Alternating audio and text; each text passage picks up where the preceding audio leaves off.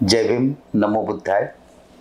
Doctor Babasaheb Ambedkar लिखित भगवान बुद्ध आणि त्यांचा धम्म या ग्रंथाचे आपण अभिवाचन करीत आहोत. आजपर्यंत आपण 16 भाग पाहिले. 16 भागात आपण पाहिलं की सिद्धार्थ गौतम याने आलार कलाम आणि उद्दक रामपुत्त यांच्याकडून समाधी मार्गाचे प्रशिक्षण घेतले आणि ते कठोर तपश्चर्या करण्यासाठी उरुवेला येथे गेले आणि त्यांनी कठोर तपश्चर्या सुरू केली. पुढचा भाग 17वा, तपस्येचा त्याग. गौतमाने सुरू केलेली तपश्चर्या आणि त्यांचे आत्मक्लेश यांचे स्वरूप अत्यंत उग्र असे होते. जितके जास्तीत जास्त उग्र होऊ शकत होते एवढे ते उग्र होते. अशा प्रकारचे त्यांचे आत्मक्लेश 6 वर्षापर्यंत चालले होते. 6 वर्षानंतर त्यांचे शरीर इतके क्षीण झाले होते की त्यांना हालचालही करता येत नव्हती. तरीही त्यांना नवीन प्रकाश दिसला नव्हता आणि ज्या प्रश्नांवर त्यांचे मन केंद्रित झाले होते त्या ऐहिक दुःखाविषयीच्या प्रश्नाचा त्यांना यत्किंचितही उलगडा झाला नव्हता.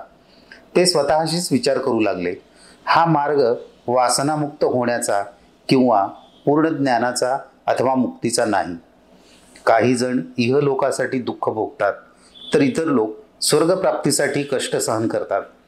आशेच्या पाठीमागे लागल्यामुळे दुःखी ठरलेले आणि नेहमी ध्येयच्युत होणारे सर्व प्राणी मात्र सुखाच्या आशेने निश्चितपणे दुःखाच्या खड्ड्यात पडतात. माझ्या बाबतीत देखील काहीसे असेच झाले नाही काय? मी जे प्रयत्न केले त्या प्रयत्नांना मी दोष देत नाही, परंतु हे प्रयत्न म्हणजे आधाराला सोडून आकाशात उडण्यासारखे प्रयत्न होत. माझा प्रश्न असा आहे की अधिकात अधिक शारीरिक क्लेश करण्याला धर्म म्हणता येईल काय? ज्या अर्थी मनाच्या प्रेरणेने शरीर कार्य करते किंवा कार्य करण्याचे थांबवते त्या अर्थी मनाची साधना करणे हेच योग्य होय. विचाराखेरीज शरीर हे एखाद्या कुत्र्याप्रमाणे आहे. जर केवळ शरीराचीच गोष्ट असती तर अन्नशुद्धीने पावित्र्य लाभले असते. पण जो कर्ता आहे, जे मन आहे, त्याचा सुद्धा तर प्रश्न आहेच. पण मग हे सर्व काय कामाचे? ज्याची शारीरिक शक्ती नष्ट झाली असेल, भूक, तहान आणि थकवा यांनी जो त्रस्त असेल, थकव्यामुळे ज्याचे मन शांत राहिलेले नसेल, त्याला नवा प्रकाश प्राप्त होऊच शकणार नाही. ज्याचे मन पूर्णपणे शांत नाही तो अशा उद्देशाला कसे काय प्राप्त करू शकतो, जे चित्ताद्वारेच प्राप्त होऊ शकते. खरी शांती आणि चित्ताची एकाग्रता शारीरिक गरजांच्या अखंड तृप्तीनेच योग्य प्रकारे लाभू शकते. त्यावेळी उरुवेला येथे सेनानी नावाचा एक गृहस्थ राहत होता. सुजाता नावाची त्याची मुलगी होती. सुजाताने एका पिंपळ वृक्षाला नवस केला होता की तिला मुलगा झाल्यास दरवर्षी ती तो नवस करील. कारण तिची इच्छा पूर्ण झाली. तिने पन्ना नावाच्या आपल्या दासीला नवस फेडण्याच्या पूजेचे स्थळ म्हणजे पूजेची जागा तयार करण्यासाठी पाठविले.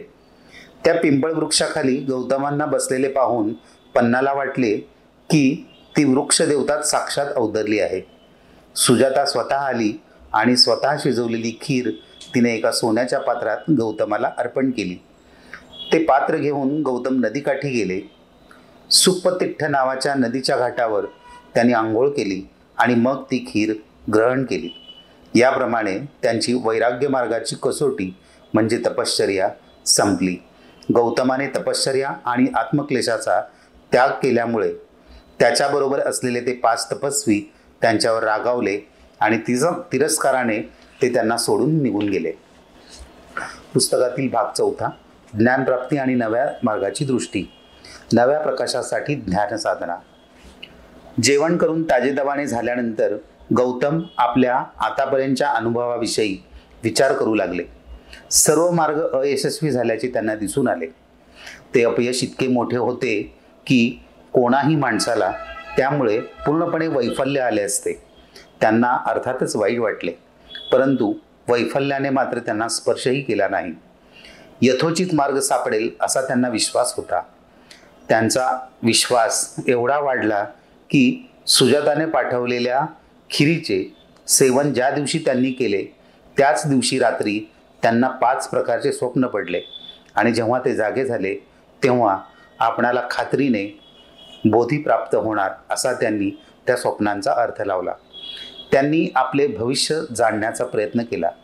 सुजाताच्या सेविकेने आणलेल्या अन्नाचे पात्र निरंजना नदीत फेकून ते म्हणाले, जर मला ज्ञानप्राप्ती होणार असेल तर हे पात्र प्रवाहाच्या विरुद्ध दिशेने जाऊ दे. आणि खरोखरच ते पात्र प्रवाहाच्या विरुद्ध दिशेने वाहू लागले आणि शेवटी काळ नावाच्या नागराजाच्या निवासस्थानाजवळ बुडाले. आशा आणि दृढ संकल्प यांनी युक्त होऊन त्यांनी उरुवेला सोडली आणि संध्याकाळच्या सुमारास ते गयेच्या मार्गाला लागले. तेथे त्यांनी एक पिंपळाचे झाड पाहिले. आपल्याला नवा प्रकाश दिसेल आणि आपला प्रश्न सोडविण्याचा मार्ग शोधून काढण्यास मदत होईल या आशेने चिंतन करण्यासाठी त्या झाडाखाली बसण्याचा त्यांनी विचार केला. चारही दिशांचा विचार केल्यावर त्यांनी पूर्व दिशेची निवड केली, कारण चित्तविकारांच्या विनाशासाठी मोठमोठ्या ऋषींनी नेहमी याच दिशेला निवडले होते. गौतम पद्मासन घालून आणि पाठ सरळ ठेवून त्या पिंपळाच्या झाडाखाली बसले. ज्ञानप्राप्ती करून घेण्याच्या निश्चयाने ते स्वतःशीच म्हणाले, माझी कातडी, स्नायू आणि हाडे जरी सुकून गेली आणि माझ्या शरीरातील रक्तमांस वाळून गेले तरी चालेल, परंतु पूर्ण ज्ञान प्राप्त झाल्याशिवाय हे आसन मी सोडणार नाही. नंतर हत्तीप्रमाणे भव्य असा काळ नावाचा राजा आणि त्याची पत्नी सुवर्णप्रभा हे दोघे पिंपळाच्या झाडाखाली बसलेल्या गौतमाच्या दर्शनामुळे जागृत झाले. सिद्धार्थ गौतमांना पूर्ण ज्ञानप्राप्ती निश्चित होणार अशी त्यांना खात्री पटली व त्यांनी त्यांची पुढीलप्रमाणे स्तुती केली. हे मुनी, ज्या अर्थी आपल्या चरणांनी दबलेली पृथ्वी पुन्हा पुन्हा निनादत आहे आणि आपले तेज सूर्याप्रमाणे प्रकाशत आहे, त्या अर्थी आपण नक्कीच बुद्ध होणार. हे कमलनयना, ज्या अर्थी आकाशातील पक्षी देखील आपल्याला आदराने वंदन करीत आहेत, कारण आकाशात मंद मंद वायुलहरी वाहत आहेत, याचा अर्थ आपण नक्कीच बुद्ध होणार. चिंतनासाठी ते जेव्हा बसले तेव्हा वाईट विचार आणि वाईट वासना, ज्यांना शास्त्रांमध्ये मारपुत्र म्हटले आहे, त्यांनी त्यांच्या मनावर आक्रमण केले. मारपुत्र अर्थात मनोविकार आपल्याला पराभूत करून आपला हेतू निष्फळ करतील की काय, अशी गौतमांना भीती वाटली.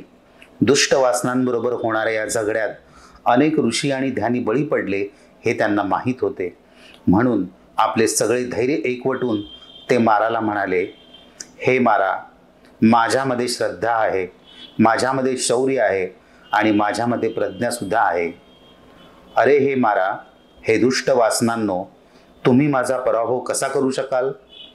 कदाचित नद्यांचे प्रवाह वाऱ्यामुळे कोरडे पडू शकतील, पण माझा निश्चय ढासळविणे तुम्हाला शक्य नाही. पराजित होऊन जिवंत राहण्यापेक्षा संग्रामात मरण पत्करणे मला अधिक श्रेयस्कर वाटते. एखादा गोड घास मिळेल या आशेने चरबीच्या गोळ्याप्रमाणे दिसणाऱ्या दगडावर झेप घेणाऱ्या कावळ्याप्रमाणे दुष्ट वासनांनी गौतमाच्या मनावर जबरदस्त आक्रमण केले होते.